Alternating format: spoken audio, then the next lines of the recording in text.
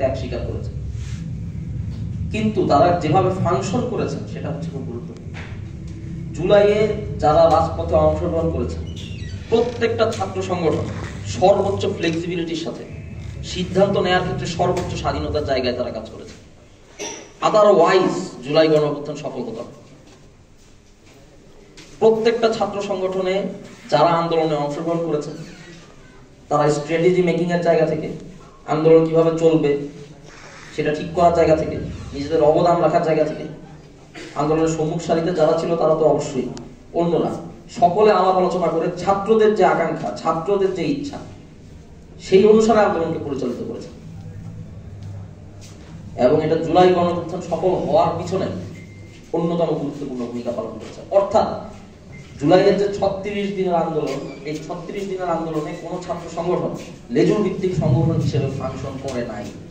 যদি করত তাহলে জুলাই গণঅভ্যুত্থান সফল হতো। আপনি যদি এর আগে যান, 1990 এর গণঅভ্যুত্থান যদি দেখেন, তার আগে ছাত্র সংগঠনগুলোর ভূমিকা যদি দেখেন, সেখানেও দেখবেন যে ছাত্র সংগঠনগুলো যথেষ্ট ফ্লেক্সিবিলিটির সাথে কাজ করেছে এবং শিক্ষার্থী সমাজের চাহিদা ও আকাঙ্ক্ষার কথা চিন্তা করে তারা সিদ্ধান্ত নিয়েছে। অনেক ক্ষেত্রে ছাত্র সংগঠনের সিদ্ধান্ত চাপে পড়ে রাজনৈতিক নেতাদের, মূল রাজনৈতিক দলের নেতাদেরকে মেনে নিতে হয়েছে। 90 এর পরবর্তীতে আমরা দেখেছি যে এই জিনিসটি উল্টা হয়ে গেল।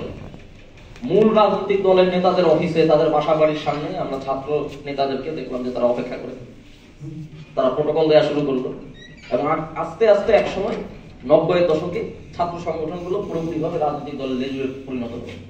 90 এর আগে যদি যান, 71, তার আগে যদি 6 দফার ইতিহাসে যান, আপনারা দেখবেন যে বাংলাদেশের ছাত্ররা 6 দফা চেয়েছিল। সে সময় আওয়ামী লীগের নেতৃত্ব 6 দফা চায়নি। This is documented history. এবং ছাত্রদের চাপে আওয়ামী লীগকে 6 দফা অ্যাডপ্ট করতে হয়। বিষয় হচ্ছে এই ইতিহাস বা ঐতিহাসিক পর্যালোচনা যদি আপনি করেন তাহলে একটা ইম্পর্টেন্ট ফ্যাক্টর আপনি লক্ষ্য করবেন, সেটা হচ্ছে ছাত্র রাজনীতির গুরুত্বপূর্ণ পরিবর্তন। এখানে একটা ফ্যাক্ট আগে প্লাবন ভাই বলে গিয়েছেন, সেটা হচ্ছে ছাত্র সংসদ যখন ছিল তখন তো গোলাগুলি ছিল, তখনও মারামারি হয়েছে, সহিংসতা হয়েছে। ছাত্র সংসদ এখন বলেছে সেটা হবে না। এখানে কিছু ক্যারেক্টারিস্টিক্যালি কিছু সিস্টেমিক প্রবলেম আছে, এটা সত্য, সেই জায়গায় আমি আসছি।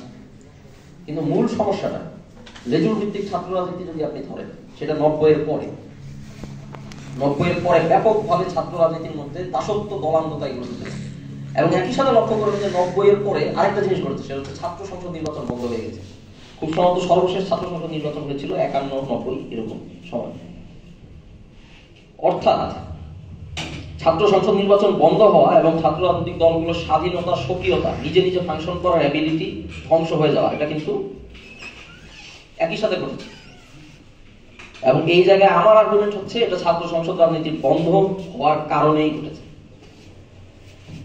ছাত্র সংসদ যদি চালু থাকে তাহলে ছাত্রদের আকাঙ্ক্ষার কাছে অবশ্যই জবাবদিহিতা থাকতে হবে এবং তাই ছাত্র বান্ধব কাজ করার জন্য, শিক্ষার্থীদের আকাঙ্ক্ষা নিয়ে কাজ করার জন্য একটা চাপ ছাত্রদের কাছে থাকে। নির্বাচন কেন দরকার সেটা ব্যাখ্যা করার এখানে কোনো প্রয়োজন নেই, আপনারা সবাই সেটা জানেন।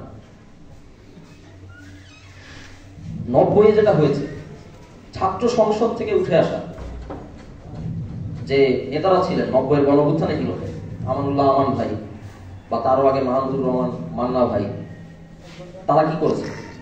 তারা রাজনৈতিক দলগুলোতে বিলীন হয়ে গেছে। ছাত্রদের যে স্বতন্ত্র আকাঙ্ক্ষা, রাজনৈতিক আকাঙ্ক্ষা, রাজনৈতিক ভিশন, এটা চর্চা করা যায়নি। এটা ছিল হচ্ছে সেকেন্ড ঐতিহাসিক ভুল। এখন দলীয় লেজুর ভিত্তিক ছাত্র রাজনীতি করতে আমরা কি বুঝিয়েছি? আমরা সেই ফর্মটা বুঝিয়েছি যেটা ছাত্র সংসদ নির্বাচন বন্ধ হওয়ার পরে 90 সালের পরে শুরু হয়েছে, যেটা সর্বোচ্চ ম্যানিফেস্টেশন আমরা ছাত্রলীগের মধ্যে দেখতে পেয়েছি। গণরুম, গেস্ট রুম, শিক্ষার্থীদের উপরে অত্যাচার, নির্যাতন এবং দমন পীড়নের রাজনীতি চালু রাখে। তো এই জায়গায় সিস্টেমিক সমস্যাগুলো যদি আমি অ্যাড্রেস করি, গোলাগুলি, খুন, জাকসু 2 জন ডিপি খুন হয়েছেন, রাকসু নিয়ে হানাহানি হয়েছে, মারামারি হয়েছে, চাকসু নিয়ে হয়েছে, ছাত্র সংসদ, প্রধান ছাত্র সংসদ নিয়ে হয়েছে, হতাহতের ঘটনা আছে। এটাকে আমরা দেখতে হবে জাতীয় রাজনীতির কনটেক্সটে, কারণ দিন শেষে ছাত্র সংসদ জাতীয় রাজনীতি থেকে বিচ্ছিন্ন না। তাই আপনি যখন ছাত্র সংসদ সংস্কারের কথা বলেন, ছাত্র রাজনীতি সংস্কারের কথা বলেন, একই সাথে আপনার জাতীয় রাজনীতি সংস্কারের কথা বলতে হবে। জাতীয় রাজনীতিতে যদি হানাহানি থাকে, গোলাগুলি থাকে, এক পক্ষ আরেক পক্ষকে নির্মূল করে দিবে, এরকম রাজনীতি বহাল থাকে, অফকোর্স সেটা ছাত্র সংসদে প্রভাব ফেলবে। আপনি ছাত্র সংসদ নির্বাচন নিয়মিত করলেও এই প্রভাব থেকে বের হতে পারবেন না। এবং এটা সমাধানটা কি? সমাধান হচ্ছে যে ছাত্র নেতারা নেতৃত্বের চর্চার মাধ্যমে উঠে আসবেন, তাদেরকে জাতীয় পর্যায়ে যেতে হবে। এই কাজটা আমাদের এর আগে কোন ছাত্র সংসদের নেতৃবৃন্দ করেন নাই অথবা করতে সক্ষম হন নাই।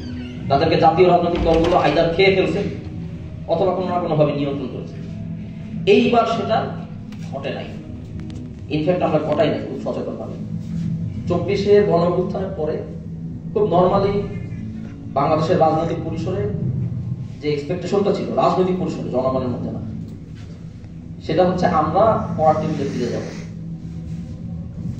এবং আমাদের যারা ছাত্র নেতারা আছেন তারা আইদার বিভিন্ন রাজনৈতিক দলে বিলীন হয়ে যাবে, প্রয়োজন হলে আমরা আমাদের রাজনৈতিক দল একটা খুলবো, ঠিক আছে, কিন্তু ক্ষমতার সাথে আমাদের কোনো সম্পর্ক থাকবে না। আমরা এই এক্সপেকটেশনটা ডিফাই করেছি। আমরা বলেছি না, এই খেলা আমাদের সাথে আরেকবার খেলবে, এটা হবে না, এই খেলা আমরা বুঝে গেছি।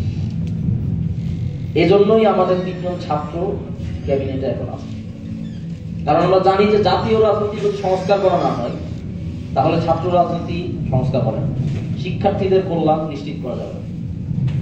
অর্থাৎ ছাত্র রাজনীতির মধ্য দিয়ে উঠে আসা নেতৃবৃন্দকে পরিচর্যা করে তাদেরকে জাতীয় রাজনীতি প্রতিষ্ঠা করা, যেটা জাতীয় রাজনৈতিক দলগুলো ফেল করেছে দুঃখজনক। এই কাজটা করতে হবে, এটাই হচ্ছে যেটা মিসিং ছিল, এটাই হচ্ছে সেই মিসিং লিঙ্ক। এই জিনিসটা মিসিং থাকার কারণেই আপনার ছাত্র রাজনীতি বা ছাত্র সংসদ থাকার পরেও আমরা বিভিন্ন ধরনের সহিংসতা লক্ষ্য করেছি। কিন্তু সহিংসতা যেমন ছিল তার বিরুদ্ধে প্রতিরোধ ছিল, প্রতিরোধ না থাকলে তো 90 ঘটতো না। প্রতিরোধটা একেবারেই ধ্বংস হয়ে গেছে 90-এর পরে। হাসিনাকে ফালাতে 15 বছর লাগতো, 15 বছর লেগেছে। অনেকে বলবে যে ভালো হয়েছে, তার স্বরূপটা আরো ভালোভাবে প্রকাশিত হয়েছে, সে কত বড় দানব, তার শাসনটা কত নিকৃষ্ট। কিন্তু মানুষের মধ্যে এই সচেতনতা যে কি আসতে যাচ্ছে, একটা ফ্যাসিবাদ আসতে যাচ্ছে, এই রাজনৈতিক সচেতনতা 2013-14 সালে এটা বোঝা গেছে যে ফ্যাসিবাদ আসতে যাচ্ছে। এই রাজনৈতিক সচেতনতা আরো অনেক আগেই তৈরি হয়ে যেত এবং মোস্ট প্রবাবলি 14 সালেই হাসিনার এই ফ্যাসিস্ট প্রজেক্টের পতন ঘটতো যদি ছাত্র সংসদ চালু থাকতো। এই রাজনৈতিক সচেতনতা রাজনৈতিক প্র্যাকটিস ছাড়া পসিবল না। তাহলে দলীয় লেজুর ভিত্তিক রাজনীতি যখন আমরা বলছি যে আমরা চাই না, তখন আমরা বলছি যে 90 ঘটিয়েছে ছাত্ররা যেভাবে ঘটিয়েছে, 24 ছাত্ররা যেভাবে ঘটিয়েছে ওইভাবে ছাত্র রাজনীতিতে থাকতে হবে। এবং সেজন্য ছাত্র রাজনৈতিক সংগঠনগুলোকে একসাথে বসতে হবে, যেভাবে রাজনীতি এতদিন চলে আসছে সেটা কিভাবে আমরা পরিবর্তন করবো সে ব্যাপারে সিদ্ধান্ত নিতে হবে এবং সবাইকে সদিচ্ছা দেখাতে হবে। এটা তো চাপিয়ে দেওয়ার বিষয় না। এমন না যে আজকে অন্তর্বর্তীকালীন সরকার বললো ক্যাম্পাসগুলোতে ছাত্র রাজনৈতিক সংগঠনগুলো কোনো কিছু করতে পারবে না কারণ তারা দলীয় ভিত্তিক ছাত্র রাজনীতি করে, সেটা হয়ে যাবে বাকশাল। এটা করা যাবে না। প্রত্যেকের সাথে আলাপ আলোচনার ভিত্তিতে এবং প্রত্যেকের সদিচ্ছার মধ্য দিয়ে সংস্কারটা করতে হবে, এটাই গণতান্ত্রিক। এবং এটা করার ক্ষেত্রে কার সদিচ্ছা আছে কার সদিচ্ছা নাই সেটা তো জনগণ অবজার্ভ করবে। জনগণও বুঝে নেবে কার রাজনীতি কেমন, ছাত্ররাও বুঝে নেবে কার রাজনীতি কেমন। এবং সেই প্রসেসটা কিন্তু এখন চলমান। আমরা আশা করব যে ছাত্র রাজনৈতিক সংগঠনগুলো অতি দ্রুত এই ব্যাপারে একটা ঐক্যমত্যে আসবে এবং ছাত্র সংগঠনগুলোর নেতৃবৃন্দকে ছাত্র সংসদের মধ্য দিয়ে জাতীয় রাজনীতিতে পরিচর্যার মধ্য দিয়ে জাতীয় নেতৃত্বে নিয়ে আসার একটা প্রসেস আমরা অতি দ্রুত ফাইনালাইজ করবো এবং তার প্রেক্ষিতে ছাত্র সংসদ নির্বাচন আমরা করতে পারবো, যেটা জাতীয় নির্বাচন হওয়ার আগে অত্যন্ত জরুরি, একটা খুব গুরুত্বপূর্ণ পয়েন্ট। কারণ ডাকসু এগুলো আগে হবে না, জাতীয় নির্বাচন আগে হবে, কোনটা পরে হবে এটা নিয়ে অনেক কথা হচ্ছে, সংস্কার নিয়ে কথা হচ্ছে। সংস্কার তো অবশ্যই হওয়া দরকার, ডাকসু গঠনতন্ত্র, ডাকসুর গঠনতন্ত্র এগুলো সংস্কার হওয়া দরকার, পুরোপুরি যে ডেফিনেটলি 100% পারফেক্ট এটা কেউ বলতে হবে। কিন্তু আপনি যাই বলেন জাতীয় নির্বাচনের আগে এই নির্বাচনগুলো হওয়া দরকার। কারণ ছাত্র সংসদ নির্বাচনের মধ্য দিয়ে যে গণতান্ত্রিক নেতৃত্ব উঠে আসবে ক্যাম্পাসগুলোতে, এরা হবে আমাদের গণতন্ত্রের সামনের দিনে সেফগার্ড। ব্যক্তিগতভাবে আমরা এবং আমি মনে করি যে বাংলাদেশের ছাত্র জনতা এই সেফগার্ড ছাড়া জাতীয় নির্বাচন হয়ে আরেকটা রাজনৈতিক ব্যবস্থায় প্রবেশ করতে সংকোচ বোধ করবে। আমাদের একটা সেফগার্ড দরকার, কারণ আমরা অনেকবার ঠকেছি। গণতান্ত্রিক ব্যবস্থা সেফগার্ড হবে এই ছাত্র সংসদগুলো থেকে গণতান্ত্রিকভাবে নির্বাচিত নেতৃবৃন্দ, এই সেফগার্ড নিয়ে তারপরে আমরা জাতীয় নির্বাচনে যাব, জাতীয় নির্বাচন হবে এবং গণতান্ত্রিক একটা পরিবেশে আমরা প্রবেশ করব। এটা খুব গুরুত্বপূর্ণ গণতন্ত্রকে টিকিয়ে রাখার জন্য, কারণ আমরা 1-11 দেখেছি তো এই সেফগার্ড তৈরি করার জন্য ছাত্র নেতৃবৃন্দের মধ্যে দেশে আমরা অবশ্যই ছাত্র সংসদ নির্বাচন জাতীয় নির্বাচনে আগে চাই, এবং সেজন্য প্রয়োজনীয় সংস্কার যদি করতে হয় অতি দ্রুত শেষ করে ছাত্র সংসদ নির্বাচন দিতে হবে। এক্ষেত্রে কোনো গড়িমসিকে আমরা মনে করবো যে সামনের দিনে গণতান্ত্রিক ব্যবস্থাকে দুর্বল করে রাখার একটা পায়তারা।